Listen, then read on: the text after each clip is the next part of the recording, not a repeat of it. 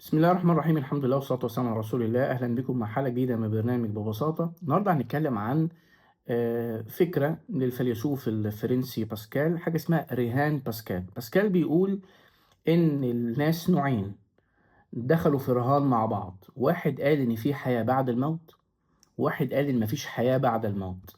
طب ده رهان، طيب مين فيهم فرصته أعلى في كسب الرهان ده؟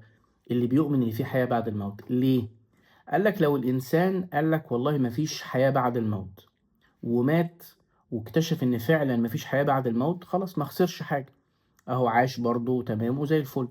لكن لو هو مات واكتشف إن في حياة بعد الموت وفي حساب وفي جنة ونار وفي الكلام ده كله، خسر خسران مبين. فقال لك إن فرصة المؤمن أعلى من فرصة الملحد أو الكافر.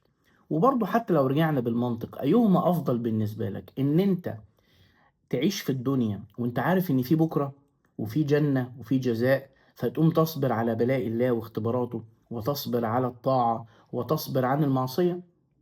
ولا تعيش بلطجي كده عارف ان الحياة بتنتهي وبعد كده خلاص مفيش حساب ولا حاجة، فتقتل ده وتشتم ده وتظلم ده وتزني وتسرق وتعمل كل الموبقات، وفي الاخر كلنا عارفين ان الحاجات دي حتى نهايتها وحشة.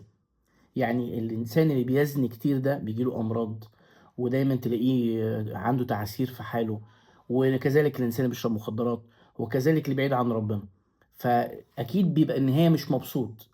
إنما لو أنت التزمت بطاعة ربنا سبحانه وتعالى بتلاقي الحياة كويس.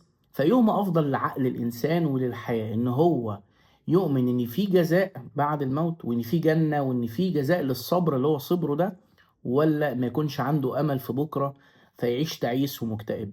فلو فكرت فيها هتلاقي إن مجرد إيمانك باليوم الآخر وبالجزاء وبالجنة إن شاء الله ولقاء الحق سبحانه وتعالى، ده يدي للإنسان أمل وإيجابية أفضل من الملحد أو الكافر الذي ينكر الحياة بعد الموت. فده كان رهان باسكال، تقدر جدا جدا إن أنت تستخدمه في النقاش مع أي حد ملحد أو أي حد يكفر باليوم القيامة أو بالحياة بعد الموت أو بمسألة الجنة والنار والحساب وما إلى ذلك. أقول قولي هذا وأستغفر الله العظيم لي ولكم. سبحانك اللهم بحمدك، أشهد أن لا إله إلا أنت، أستغفرك رب وأتوب إليك. السلام عليكم.